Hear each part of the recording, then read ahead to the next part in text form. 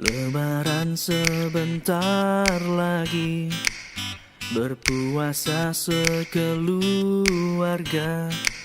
Sehari penuh yang sudah besar, setengah hari yang masih kecil.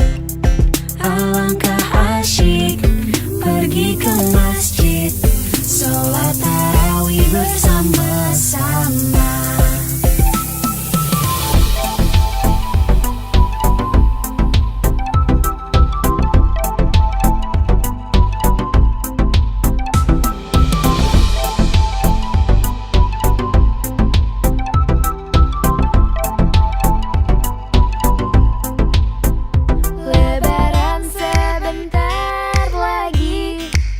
Berpuasa dengan gembira, menahan lapar, menahan nafsu, melatih diri sedari kecil, membaca Quran, sholat tarawih, melatih iman sedari kecil.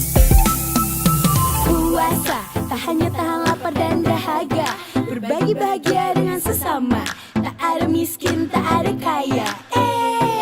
Tingkatkan iman, sebar kebaikan, menahan marah dan juga jaga kesabaran. Kata Ambal, kalau marah lo temannya setan, makanya kita banyak-banyak